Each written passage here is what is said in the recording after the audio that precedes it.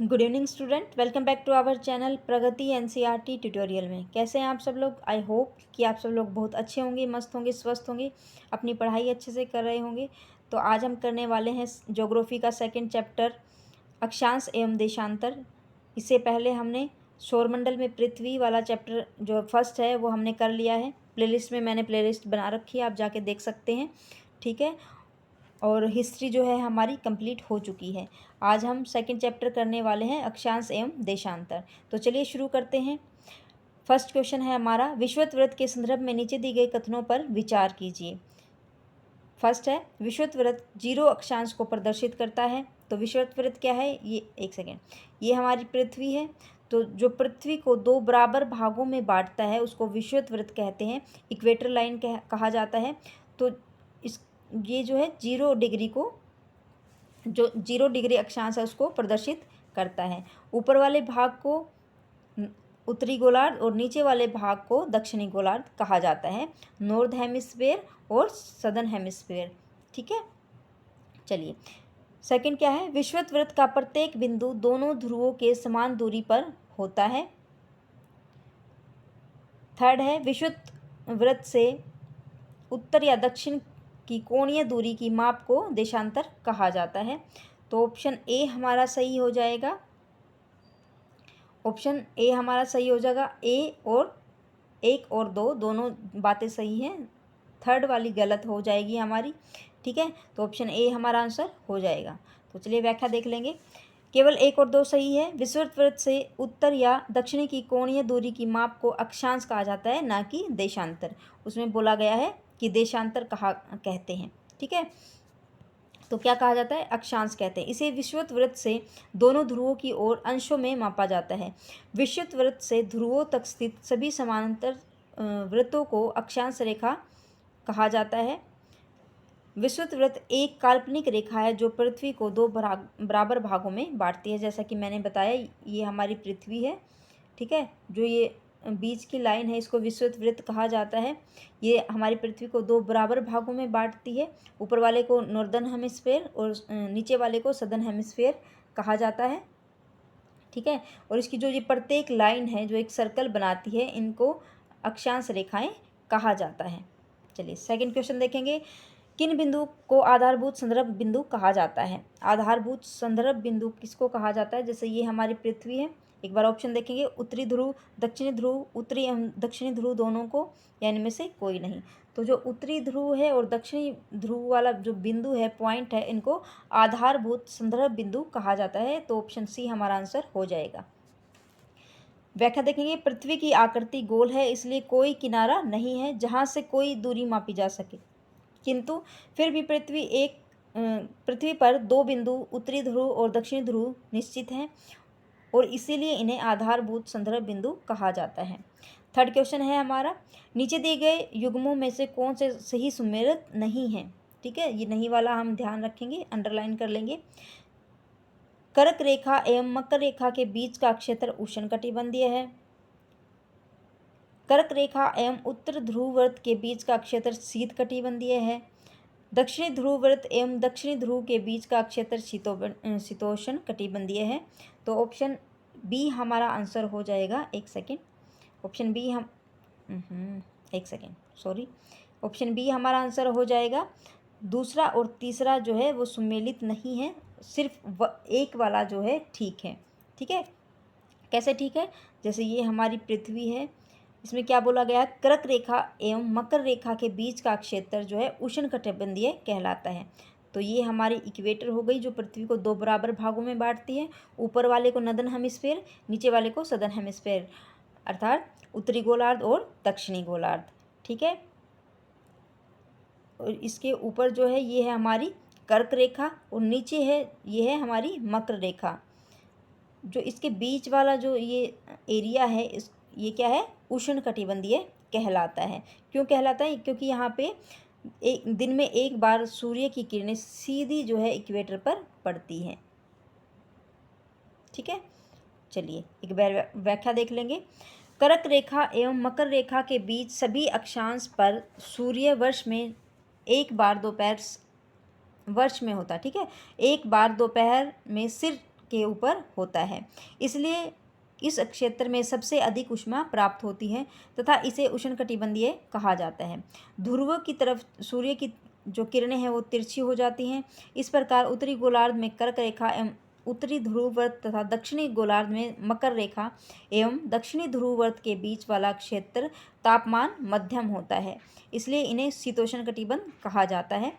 उत्तरी गोलार्ध में उत्तर ध्रुववर्त एवं दक्षिणी ध्रुव तथा दक्षिणी गोलार्ध में दक्षिणी ध्रुववर्त एवं दक्षिणी ध्रुव के बीच के क्षेत्र में बहुत ठंड होती है, क्योंकि यहाँ सूर्य क्षितिज से ज़्यादा जो है ऊपर नहीं आ सकता, इसलिए ये शीत कटिबंध कहलाते हैं। जो ये वाला एरिया है हमारा यहाँ पे, ठीक है, ये वाला जो एरिया है यहाँ पे सूर्य नहीं पहुँच पाता है, इसलिए यहाँ पे 6 महीने जो है दिन, 6 महीने रात होते हैं। और यहाँ ये वाला जो स्थान है इसको शीत कटिबंधीय इलाका है ये, ठीक है। चलिए क्वेश्चन 4 है, नीचे दिए गए कथनों पर विचार कीजिए। विषुवत वृत्त से ध्रुवों तक स्थित सभी समानांतर वृत्तों को अक्षांश रेखाएं कहते हैं। सभी अक्षांश रेखाओं का आकार एक समान होता है। ऑप्शन है आप लोगों के सामने, केवल एक, केवल दो, एक और दो दोनों, न एक न ही दो। तो जो ऑप्शन ए है हमारा केवल एक, विषुवत वृत्त से ध्रुवों तक स्थिति सभी समानांतर जो वृत्त हैं उनको अक्षांश रेखा कहा जाता है, ठीक है। तो ये हमारा आंसर हो जाएगा। व्याख्या देख लेंगे। केवल कथन एक सत्य है, जैसे जैसे हम विषुवत वृत्त से दूर जाते हैं अक्षांश रेखाओं का आकार घटता जाता है। इस प्रकार विषुवत वृत्त के उत्तर की सभी समानांतर रेखाओं को उत्तरी अक्षांश कहा जाता है तथा विषुवत वृत्त के दक्षिणी स्थित सभी समानांतर रेखाओं को दक्षिणी अक्षांश कहा जाता है। उल्लेखनीय है कि अक्षांशों को अंशों में मापा जाता है तथा देशांतरों दो अक्षांशों के बीच की दूरी 111 किलोमीटर होती है। जैसे ये हमारी पृथ्वी है, ये विषुवत वृत्त हो गया, विषुवत जो रेखा है हमारी, तो ये हमारी अक्षांश रेखा, जो इनके बीच का डिस्टेंस है ये वाला, एक से दूसरी लाइन तक जाने में, तो इनका बीच का डिस्टेंस कितना है, 111 किलोमीटर है, ठीक है। चलिए, ऊपर वाले को दक्षिणी अक्षांश का उत्तरी अक्षांश कहा जाता है, नीचे वाली जो ये लाइन है इनको दक्षिणी अक्षांश कहा जाता है। क्वेश्चन 5 है, उत्तरी ध्रुव से दक्षिणी ध्रुव को जोड़ने वाली संदर्भ रेखा को क्या कहा जाता है। जो ये हमारी पृथ्वी है, तो उत्तरी ध्रुव जो बिंदु है और दक्षिणी ध्रुव है, इन दोनों को आपस में मिलने वाली जो ये रेखा है, इनको क्या कहा जाता है, इसको क्या कहा जाता है, इस रेखा को। ऑप्शन है आप लोगों के सामने, विषुवत वृत्त, देशांतर यामोत्तर रेखाएं, अक्षांश रेखाएं या उत्तरी ध्रुव वृत्त, आर्कटिक वृत्त। तो बताइए, जो दक्षिणी ध्रुव को और उत्तरी ध्रुव के जो बिंदु है उसको मिलाती है, उसको क्या कहा जाता है, उसको कहा जाता है हमारी देशांतरीय यामोत्तर रेखाएं। तो ऑप्शन बी हमारा आंसर हो जाएगा, ठीक है। चलिए, व्याख्या है, उत्तरी ध्रुव को दक्षिणी ध्रुव से जोड़ने वाली संदर्भ रेखा को देशांतरीय यामोत्तर रेखा कहते हैं। किसी भी स्थान की सही स्थिति बताने के लिए अक्षांश के अलावा यह जानना आवश्यक है कि उत्तरी ध्रुव से दक्षिणी ध्रुव को जोड़ने वाली देशांतरीय यामोत्तर से पूर्व या पश्चिम की ओर इन स्थानों की दूरी कितनी है।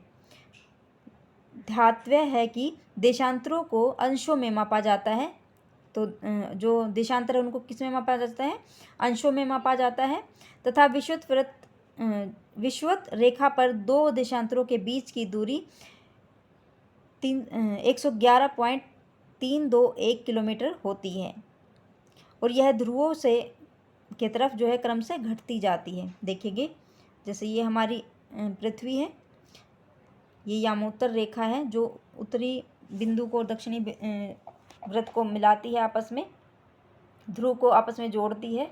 तो इनकी जो ये डिस्टेंस है अलग अलग, जो ये रेखाएं बनाई जाती हैं, तो इन रेखाओं का जो ये डिस्टेंस है ये कितना है, 111.321 किलोमीटर। और अक्षांश का कितना था, जो ये अक्षांश रेखाएं तीन का था 111 किलोमीटर थी ना, ठीक है। तो इसका कितना है, 111.321 किलोमीटर। और जैसे जैसे ये ऊपर की तरफ जाती हैं, ठीक है, जैसे जैसे ये ऊपर की तरफ जाती है तो इनका जो ये डिस्टेंस है ये वाला, ये घटता जाता है, ठीक है। यहाँ पे ज़्यादा होता है फिर ऊपर जाते जाते इनका जो डिस्टेंस है वो घटता जाता है। चलिए क्वेश्चन 6 है, देशांतरी यामोत्तर के संदर्भ में नीचे दिए गए कथनों पर विचार कीजिए। देशांतरी यामोत्तर अर्धवृत्त होते हैं। इनके बीच की दूरी ध्रुवों की ओर बढ़ने पर घटती जाती है तथा ध्रुवों पर जाकर शून्य हो जाती है। देशांतरी यामोत्तर की लंबाई एक समान होती है। ऑप्शन है आप लोगों के सामने 1 और 2, 1 और 3, 2 और 3 या उपरोक्त सभी। तो इसमें तो एक बार पढ़ेंगे। देशांतरी यामोत्तर अर्धवृत्त होते हैं, तो ये बात ठीक है। इनके बीच की ध्रुवों की ओर बढ़ने पर यह घटती जाती है तथा ध्रुवों पर शून्य हो जाती है, ये बात भी ठीक है। जैसे ये है तो ये हमारा देशांतर यामोत्तर। तो ऐसे जब ये बढ़ती जाती हैं तो यहाँ पे जो ये पॉइंट है, ठीक है, जो ये वाला पॉइंट है हमारा, यहाँ पे आके ये शून्य हो जाती है, ठीक है, तो ये बात भी ठीक है। देशांतरी यामोत्तर की लंबाई एक समान होती है, तो ये बात भी ठीक है। तो ऑप्शन डी हमारा सही हो जाएगा। उपरोक्त सभी बातें जो हैं सही हैं। नेक्स्ट एक बार व्याख्या देखेंगे। देशांतर यामोत्तर अर्धवृत्त हैं तथा उनके बीच की दूरी ध्रुवों की तरफ बढ़ने पर घट जाती है एवं ध्रुवों पर शून्य हो जाती है, जहां सभी देशांतरी यामोत्तर आपस में मिलती हैं। अक्षांश रेखाओं से भिन्न देशांतरी यामोत्तर की लंबाई समान होती है, ठीक है। 7वां क्वेश्चन देखेंगे। किसी स्थान का मानक समय जो स्टैंडर्ड टाइम है हमारा, निर्धारित करने का आधार क्या है? अक्षांश रेखा, प्रमुख यामोत्तर, अंतर्राष्ट्रीय तिथि रेखा या विषुवत रेखा। तो आप लोगों को बताना है कि किसी स्थान को मानक समय या स्टैंडर्ड टाइम निर्धारित करने का आधार क्या है हमारा। ये मैंने थोड़ी क्लासेस में करवाई थी और ये मोस्ट इम्पोर्टेंट है, ठीक है, इम्पोर्टेंट क्वेश्चन है ये हमारा। तो कौन सी जो लाइन है वो स्टैंडर्ड टाइम को निर्धारित करती है? ऑप्शन बी हमारा आंसर हो जाएगा, प्रमुख यामोत्तर, ठीक है। प्रमुख यामोत्तर जो है वो मानक समय निर्धारित करती है। व्याख्या देखेंगे। देशांतरी यामोत्तर की लंबाई एक समान होने के कारण इन्हें सिर्फ मुख्य संख्याओं में व्यक्त करना कठिन है। तब सभी देशों ने निश्चय किया कि ग्रीनविच, जहां ब्रिटिश राजकीय वेधशाला स्थित है, से गुजरने वाली यामोत्तर से पूर्व और पश्चिम की ओर गिनती शुरू की जाए। इस यामोत्तर को प्रमुख यामोत्तर कहते हैं तथा इसका मान 0 डिग्री देशांतर है। अर्थात किसका मान है 0 डिग्री देशांतर? यामोत्तर रेखा का। अर्थात यह स्थान मानक समय निर्धारित करने का आधार बना। यहाँ से हम 180 डिग्री पूर्व या 180 डिग्री पश्चिम तक गणना करते हैं, ठीक है। कैसे? जैसे ये है पृथ्वी, ये है हमारी यामोत्तर रेखा, 180 डिग्री पूर्व और 180 डिग्री पश्चिम, ठीक है, यहाँ तक हम गणना करते हैं। चलिए क्वेश्चन 8 है, नीचे दिए गए कथनों में से कौन सा कथन सत्य है? फर्स्ट है, प्रमुख यामोत्तर तथा 180 डिग्री यामोत्तर मिलकर पृथ्वी को समान भागों पूर्वी गोलार्ध एवं पश्चिमी गोलार्ध में विभक्त करती है। सेकंड है, 180 डिग्री पूर्व और 180 डिग्री पश्चिम यामोत्तर एक ही रेखा पर स्थित है, ये आप लोगों को बताना है।